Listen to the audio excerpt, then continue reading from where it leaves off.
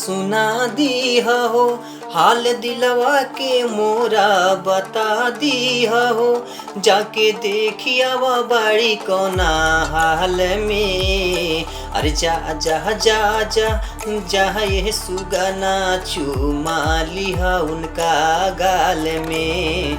मोरा सनम के ले आव खबरिया बाड़ी कवना हाल में।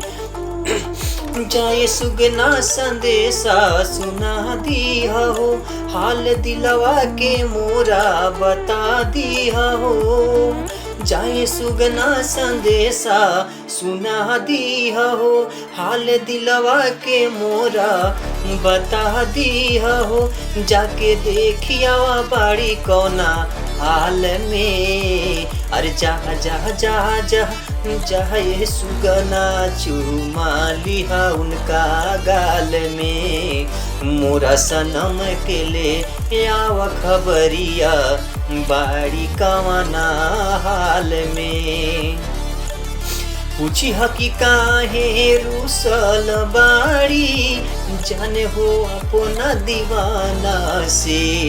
अखिया में फोटो खींची के लइहा, सुगना हो कवनो बहाना से।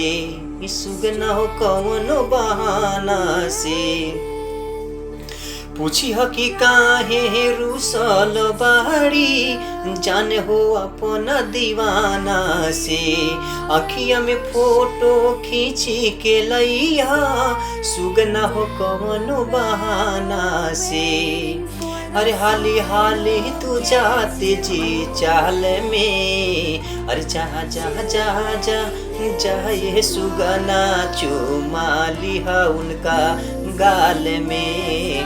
मोरा सनम के ले यह खबरिया बाड़ी कवना हाल में। जाए सुगना संदेशा सुना दी हो, हाल दिलवा के मोरा बता दी हो। जाके देखिया बड़ी कोना हाल में। अरे जा जा जा जा जा ये सुगना चुमा लिहा उनका गाल में। मोरा सनम के ले यह खबरिया बाड़ी कवना हाल में। मोरा सनम के ले यह खबरिया।